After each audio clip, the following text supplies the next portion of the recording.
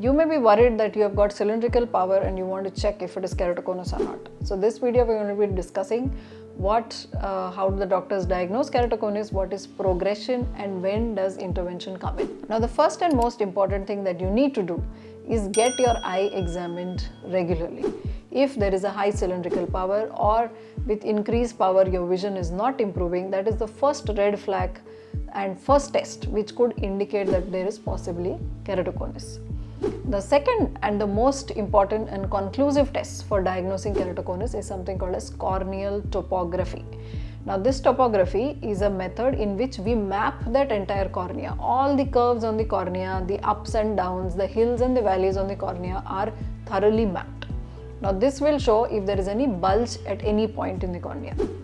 In association with that, we also do pachymetry. Now pachymetry is also given in the topography device, and pachymetry is basically the thickness of the cornea. Now I told you before that keratoconus is actually thinning of the cornea associated with bulging into a cone shape, and if there is associated bulge with that thinning. Now this is the most conclusive method and test to diagnose if keratoconus is there or keratoconus is not there. Sometimes there could be one factor that is present and the other factors are absent. In those cases, we would call as KC suspect, keratoconus suspect. So you are not completely free and you are not completely disease free, but the disease has still not manifested itself. So in such cases, we would require regular scans and regular monitoring, avoiding risk factors to see if this is progressing into a keratoconus. There are a lot of other clinical signs that a doctor can see on the slit lamp, but usually these signs are seen in a very advanced case of keratoconus. Early on and very early stages, sometimes the signs may also be absent. The other method to check if you have a slightly advanced keratoconus or moderately advanced keratoconus is by doing something called as retinoscopy. Now retinoscopy is usually done by optometrists after putting some drops in your eyes or otherwise, and this shows a change in the pattern of the light that falls onto the eye. Now this is another method of diagnosing keratoconus. To summarize, the methods in which we diagnose keratoconus is one, retinoscopy, and the most important, corneal topography. Now in addition to knowing that there is keratoconus, we also have to know if there is progression of this disease, because keratoconus can be a self-limiting disease in some people. What that means is sometimes in some people it can stop progressing all on its own. In those cases you do not require additional treatment. So before we plan on after diagnosis of keratoconus, we have to see if this condition is progressing or if it has stabilized. Now usually keratoconus stabilizes in late teens, early 20s and by 30s. But it is not that it happens in everybody. So that is why it is very important to follow up, do these scans regularly to see if there is any change in pattern that is happening. Now what is this progression and how do we prevent this progression from happening? So if there is any change in your power by more than a diopter in every 6 months to 1 year, that is a sign of progression. If there is thinning of more than 20 to 25 microns on the corneal topography map over a period of 6 months, and if there is bulging over a period of 6 months to 1 year, that is an indicator of progression of keratoconus. Now how do we prevent progression of keratoconus is reducing the risk factors. Of course genetics is something that we can't change, but reducing inflammation, reducing allergy, avoiding eye rubbing completely is something that is totally in our hands, and we should try and do it to prevent the progression.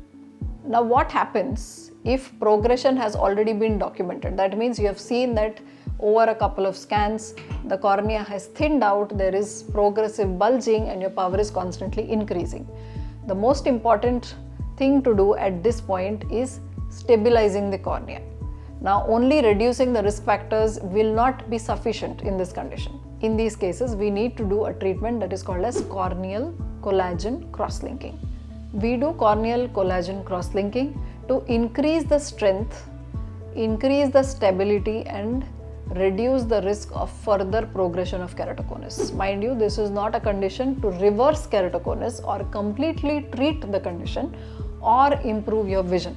It is only and only done to increase the collagen bonds which are formed in cornea, thereby increase the strength and thereby reduce the thinning and bulging of the cornea.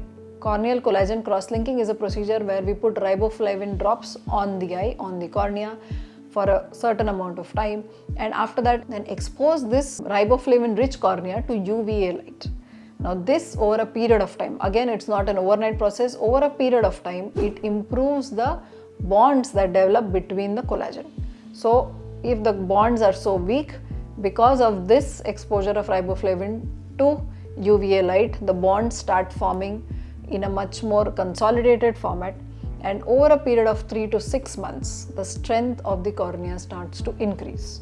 The procedure takes only about 30 minutes, in which the top layer of the cornea is peeled out, the drops are put, the drops are instilled, and the UVA light is shown. Everything has a fixed duration and fixed parameters, after which a bandage contact lens is placed on the eye. There could be some amount of pain or some amount of watering that could be there for 3 to 4 days, but after the top layer of the cornea has healed back, that is when the process of recovery actually begins. A lot of people ask, do we still require glasses after this procedure? Yes, of course. We are not doing this procedure to remove your glasses. We are only doing so that your glass power further doesn't increase and your vision doesn't fall down permanently. So is the glass power going to come down after the procedure? Of course not. We cannot really predict how the change in collagen bonds will affect the power of your eye. There could be slight reduction, sometimes slight reshaping of the cornea leading to slight increase, but that is not our criteria when we are doing the cross-linking procedure. It is only to increase the strength of the cornea. Then some people do ask, what if the cornea progresses even after cross-linking? Of course, we give it a time of 6 months to 1 year to see what are the changes that are happening. But if it does progress, in very rare cases, there could be a requirement to do another cross-linking procedure after documenting the changes. Will the vision improve with glasses after corneal cross-linking procedure?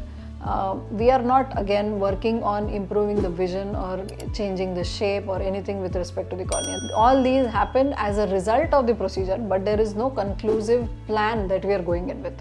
It is only to reduce the progression, increase the stability, increase the strength of the cornea. So we cannot really say if your vision is going to be better or less. For that, there are other modalities which we are going to discuss in further upcoming videos.